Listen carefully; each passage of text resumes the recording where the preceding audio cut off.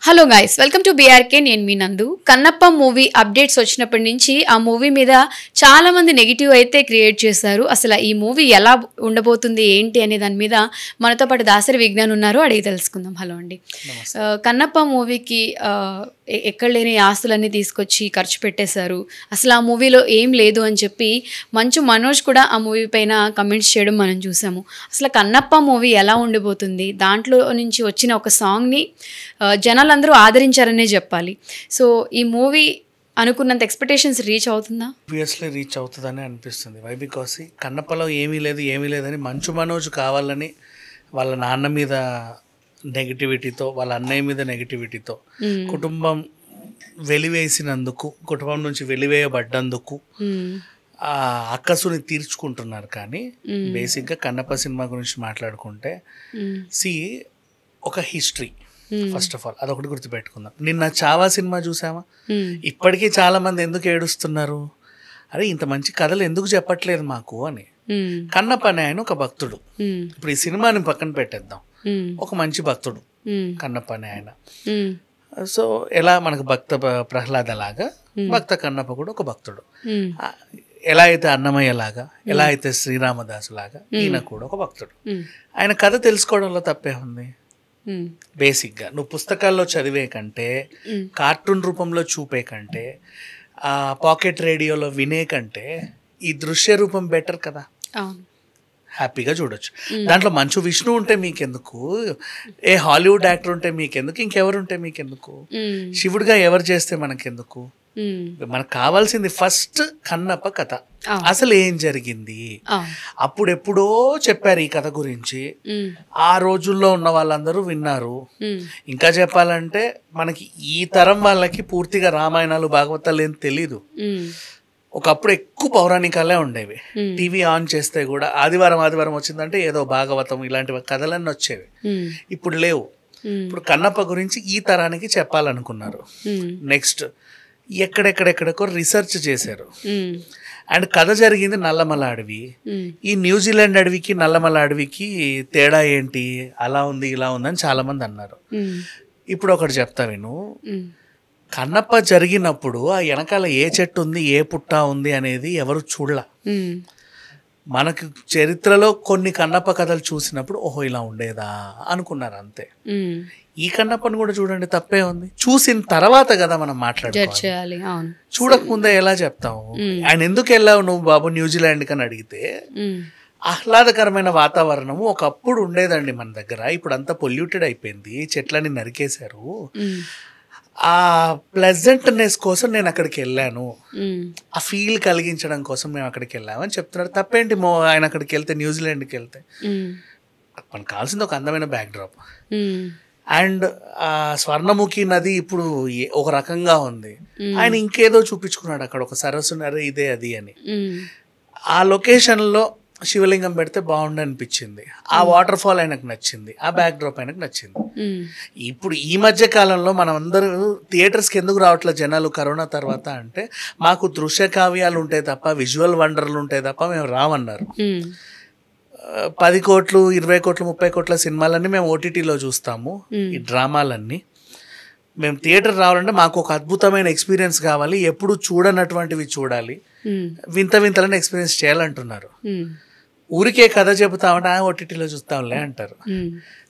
మీ రప్పించడానికి నా ఎక్కడెక్కడికో వెళ్ళి లొకేషన్స్లో షూట్ చేయాల్సి వచ్చింది. ఇప్పుడు అలా ఎక్కడెక్కడికో వెళ్ళి చూస్తే అసలు కథకి దీనికి సంబంధం ఏంటి అని అడుగుతున్నారు.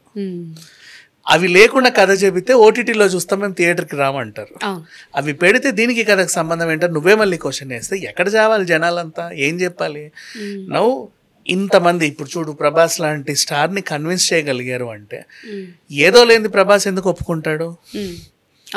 ఆయన మార్కెట్ డల్ చేసుకోరుగా. ఆల్రెడీ ఆది పురుష్తో ఒక మచ్చ మిగిలింది, అలాంటిది మళ్ళీ ఇంకొక రాంగ్ స్టెప్ అయితే ఎవరు తీసుకోరుగా. అయినా తీసుకున్నాడు అంటే దీంట్లో ఏదో ఉండబట్టే కదా. అది ప్రభాస్ నమ్మకం. ప్రభాస్ నమ్మాడు అంటే కనీసం ఆ నమ్మకాన్ని మనం నమ్మితే బెటర్ కదా. నవ్వు సరే, మోహన్ బాబు గారు అంటే తండ్రి కాబట్టి చేశాడు, శివబాలాజీ అంటే ఆయనతో పాటు విష్ణుతో పాటు తిరుగుతాడు కాబట్టి చేశాడు. ఇప్పుడు మరి మోహన్ లాల్ గారు ఎందుకు చేశారు? ఆయనకున్న మార్కెట్ తెలుగులో అప్పుడెప్పుడో మనమంతానా ఏదో సినిమా చేశాడు, చాలా బాగుంటుంది ఈ స్టోరీ. గౌతమి గారు ఆయన చేసింది. తర్వాత అంత పెద్దగా కనిపించిన దాఖలాలు లేవు. Straight Telugu cinema. మధ్యలో మీరు ఎన్ని క్యారెక్టర్ వైజ్గా చూసుకుంటే ఎన్ని సినిమాలని చెప్పుకోవచ్చు. స్ట్రైట్గా తన సెంట్రిక్తో ఒక సినిమా రాలా. అలాంటిది ఒక మంచి క్యారెక్టర్ పడిన తర్వాత దాన్ని తను మిస్యూజ్ ఎందుకు చేసుకుంటాడు? జనతా గ్యారేజ్ లాంటి క్యారెక్టర్ కావాలనుకుంటాడు, కానీ బేసికలీ అంటే బరువు అయిన character. He don't never A artist కూడా మిస్యూజ్ చేసుకోడు దాన్ని. ఇప్పుడు యాత్ర ఆయన ఎందుకు ఒప్పుకున్నాడు? అందులో అంత జీవం బలం ఉంది కాబట్టి. అండ్ పెదరాయుడులో చిన్న రోల్కి రజనీకాంత్ ఎందుకు ఒప్పుకున్నాడు? ఆ కాసేపు అయినా ఒక బరువు ఉంది కాబట్టి. శరత్ కుమార్ ఎందుకు ఒప్పుకున్నాడు? ఏదో ఉంది కాబట్టి. ఆ ఏముంది అనేది ముందే చెప్పరు కదా టీమ్. ఆ క్యూరియాసిటీ పెంచి లాస్ట్కి థియేటర్లో చూడండి అని. థియేటర్లో చూసిన తర్వాత నిజంగా చెప్పు, నీకు నచ్చకపోతే నచ్చలేదను, వి యాక్సెప్ట్ దట్. ఎవరైనా యాక్సెప్ట్, ఓహో అందుక నచ్చలేదా, సరే పర్లేదులే, next time we will take better, ఇంకా మించి ఏమన్నా చూపిస్తాం. అంతేగాని అసలు సినిమా వచ్చే ముందే మూతలా ఉంది, ముక్కలా ఉంది, జుట్టు ఇట్లా ఉంది, ఆ వేషం అలా ఉంది, నీకెందుకు? ఎలా ఉంటే ఒరిజినల్ సరే ఇలా ఉంది ఓకే, ఎలా ఉంటే బాగుంటుందో చెప్పగలవా? చెప్పలేరు. ఎలా ఉంటుందో బాగుంటుందో చెబితేనే ఇది బాగాలేదు అనాలి. బేసికల్లీ కూడా ఇక్కడ ఈ హోటల్ అసలు బిర్యానీ బాగోదు అంటాడు. బిర్యానీ ఎలా చేస్తే బాగుంటుందో నువ్వు చెప్పి అది బాగుంటుందో చెప్పి అది బాగాలేదా నువ్వు ఒప్పుకుంటాం. ఒక ఇది చూడు, ఇది బిర్యానీ, అది తిని చెప్పు, ఇది తిని చెప్పు, అవును నీదే బాగుంది, అది బాగాలేదు. నీకు ఎలా బాగుంటుందో తెలియనప్పుడు ఇది బాగాలేదని అధికారం ఎవరికి లేదు. అంటే చూడకుండా జడ్జ్ చేసే ఇది అసలు అర్హత కూడా ఎవరికి లేదు నిజంగా చెప్పాలి అంటే. కన్నప్ప మీద ట్రోల్స్ వస్తున్నాయి కాదండి, ఎందుకంటే విష్ణు మీద చాలా మంది ట్రోల్ చేస్తారు, మంచు లక్ష్మి కుటుంబం అన్న ట్రోల్ చేస్తారు, వాళ్ళు కూడా తరచూ వార్తల్లో ఉన్నారు, పాపం కుటుంబ గొడవలు కూడా ఏవో ఉన్నాయి. ఇట్స్ ఓకే, అంతవరకు ఫైన్. వాళ్ళు సినిమా తీశారు కదా, సినిమాని చూడండి. ఆ కథ నీకు నచ్చకపోతే అప్పుడు జడ్జ్ చెయ్యి. అండ్ ఫస్ట్ సాంగ్ రిలీజ్ ఎప్పుడైతే అయిందో నిజంగా నచ్చింది అందరికి, అప్పటి వరకు ఉన్న నెగిటివిటీస్ అన్ని పోయాయి. తర్వాత లవ్ సాంగ్ రిలీజ్ అయింది. లవ్ సాంగ్ కూడా బాగానే ఉంది మా. ఇప్పుడు ఫర్ ఎగ్జాంపుల్ అన్నమయ్య సినిమాలో ఏలే ఏలే మరదల అనే ఒక పాటలో ఎంత భక్తుడైనా తన భార్యతో తనకి రొమాన్స్ ఉండదా? దేవుడు భక్తుడైతే మాత్రం ఉంటది కదా, తన భార్య కదా. సో అలా ఒక అందమైన సాంగ్ ఇందులోనూ పెట్టారు. విష్ణు కెరీర్ లో ది బెస్ట్ లవ్ సాంగ్ అని చెప్పుకోవచ్చు. ఆయన కెరీర్ లో మొత్తం అసలు ప్రపంచంలోనే ఇది అత్యుత్తమ సాంగ్ అని నేను చెప్పట్లా, విష్ణు కెరీర్లో మాత్రం ది బెస్ట్ సాంగే కదా అది. నౌ శివుడి సినిమా అంటే ఖచ్చితంగా శంకర్ మహాదేవన్ గొంతు లేకపోతే మనకి అసలు ఫీల్ రాదు. ఓం మహాప్రాణ దీపం ఎలా అయితే శ్రీ మంజునాథలో పాడాడో, దీంట్లో కూడా నిన్న మోహన్ బాబు గారి క్యారెక్టర్ని రివీల్ చేసేటప్పుడు శంకర్ మహాదేవన్ సాంగ్ అది చాలా చాలా బాగుంది, అందరికీ నచ్చింది. ఇంకా ఇంకా ఇంకా నెక్స్ట్ డే ఉంటాయి అన్న క్యూరియాసిటీ కలిగే ఉంది. ఇప్పుడు ఇంకా చెప్పాలా, దీని ట్రైలర్ కట్ చేయడం వీళ్ళకి పెద్ద టాస్క్ తెలుసా. మొన్న రిలీజ్ చేశారు గ్లిమ్స్. ట్రైలర్ అంటే ఏంటి, సినిమాకి అందరు మహామహులు ఉన్నారు, ఎవరికి అన్యాయం జరగకుండా అందరి ఫ్యాన్స్ని సాటిస్ఫై చేసేలాగా ట్రైలర్ కట్ చేయాలి. అలా అందరినీ సాటిస్ఫై చేయాలంటే సినిమా అంతా చూపించలేరు, 2.5 నిమిషాల్లో జస్ట్ అట్లా కట్ చేయాలి. వీళ్ళకి ఎంత పెద్ద టాస్క్ అది. అండ్ మళ్ళీ మేము 6 ఏళ్ళుగా శ్రమించి తీసాం. నువ్వు విష్ణుని టచ్ అయ్యి ప్రతి ఇంటర్వ్యూలో కూడా స్టార్టింగ్ కన్నప్ప, శ్రీకాళహస్తి, అక్కడ ఆ రాయి, ఆ చెట్టు, ఆ వాతావరణం ఇలా మాట్లాడుతున్నాడు అంటే ఆ గ్రౌండ్ వర్క్ ఒకసారి చూడండి ఎంత చేసి ఉంటాడు అని. నెక్స్ట్ మళ్ళీ కూడా వీళ్ళందరూ జ్యోతిర్లింగాలన్నీ తిరుగుతున్నాడు తండ్రిని వేసుకొని. అంటే సంథింగ్ ఏదో నమ్మారు. మనిషి జీవిత కాలము అతన్ని ఏదో ఒకటి అంటూనే ఉంటే మనకు అది అలవాటు అయిపోయింది. కానీ తను తీసిన ప్రోడక్ట్ ఏంటో చూసిన తర్వాత నిజంగా హ్యాట్స్ ఆఫ్ అంటారు. ఇప్పటివరకు చూసిన అవుట్పుట్ అంతా చూడండి, ఏమున్నాయి లోపాలు బేసికలీ చెప్పాలి అంటే. అంటే నీకు తెలియని కథ నీకు చెప్పడమే ఎక్కువ, నీకు నచ్చినట్టుగా చెప్పమంటే ఇంకదేంటది. అండ్ కాస్టింగ్ కూడా చాలా పెద్ద గెస్ట్లే ఉన్నారు కాబట్టి అంత పెద్ద కాస్టింగ్. అండ్ ఇంకోటి చూడు, భారీ బడ్జెట్ ఎలా అయింది. వీళ్ళందరిని అక్కడికి తీసుకెళ్ళి అక్కడ ప్రొడక్షన్ ఎన్ని రోజులు, ఎంతమందికి ఎలా చూడాలి, అందరు మహామహులే. మళ్ళీ కాస్ట్ అవుతుంది, అంత ఖర్చు పెట్టి అంత ఇదిగా ఆ క్లైమేట్ నమ్మి ఆ ప్రశాంతతను నమ్మి ఏదో చూశారు, అది నచ్చింది, అక్కడ తీస్తున్నాడు. చూసిన తర్వాత కదా మాట్లాడాలి. ఓకే. సో, జనాలు ఏవేవో రూమర్స్ అయితే క్రియేట్ చేస్తున్నారు. ఇవన్నీ కాదు, ఇంత పెద్ద క్యాస్టింగు, ఇంత పెద్ద ఆర్టిస్టులు, అందులో మీరు చెప్పిన ఒక పాయింట్, ప్రభాస్ గారైతే రాంగ్ స్టెప్ మళ్ళీ మళ్ళీ వేయరు అనే not only point of Prabhas view. మా, ఎవరైనా కూడా, ఏ ఏ ఆర్టిస్ట్ అయినా ఆర్టిస్ట్ కూడా. అయినా. ఒకసారి నా ఆధ్యాత్మికంగా సినిమా తీశాను, మ్మ్. నన్ను చాలా మంది ట్రోల్ చేశారు. నెక్స్ట్ మళ్ళీ ఇంకో ఆధ్యాత్మికతకు సంబంధించిన స్క్రిప్ట్ వచ్చింది. ఈసారి ఎంత జాగ్రత్తగా ఉండాలి అనుకుంటారు ఎవరైనా?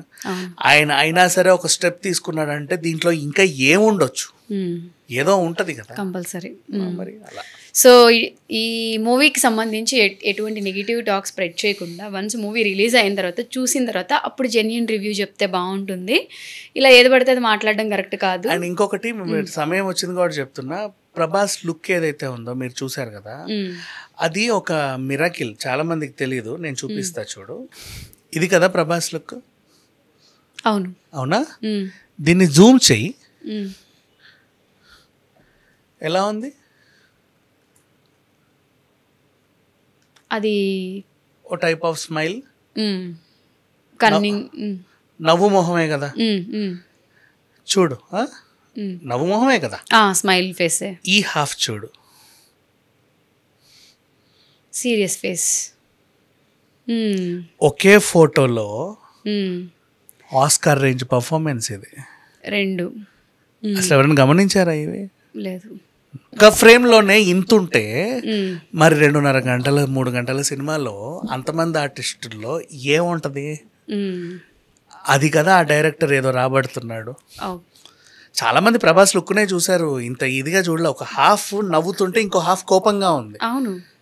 రుద్రుడు క్యారెక్టర్ సౌమ్యంగా ఉంది, సాత్వికంగా ఉంది, రుద్ర రూపము ఉంది. అవును. అది ఒక మొహమే ప్రదర్శిస్తుంది, 2 రకాల మొహాలేం ప్రదర్శించట్లా. అవును. అది ఏది మహానటి సినిమాలో ఒక చుక్క 2 చుక్కలు అన్నట్టుగా ఆ రేంజ్ పర్ఫార్మెన్స్ ఇక్కడ ఆల్రెడీ ఇచ్చేసాడు. అది ఒక్క ఫ్రేమ్ లోనే, ఒక్క ఫ్రేమ్. సో ఇది జస్ట్ ఎగ్జాంపుల్, శాంపిల్. ఉన్నంతసేపు ఎంత ఉంటది, ఒక క్యారెక్టర్ కి ఇంత ఉంటే మెయిన్ క్యారెక్టర్ కి ఏముంటాయి, ఇంకా మిగతా క్యారెక్టర్స్ కి ఇంకేముంటాయి, ఆ సినిమాలో ఇంకేముంటది. ఎంత డీప్ గా చేస్తున్నారు చూడు, యాక్టింగ్ దగ్గర నుంచి కూడా. ఇంకా వంకలు పెడితే ఇంకా మనల్ని ఏమంటారు చెప్పు. ఇది ఒక్క పాయింట్ చాలు మూవీ ఎలా ఉండబోతుంది ఏంటి అనేది. అండ్ చూద్దాం, మూవీ రిలీజ్ అయిన తర్వాత ఎలా ఉంటుందో మళ్ళీ మనం చూసి రివ్యూ చెప్తాం కాబట్టి. Thank you so much.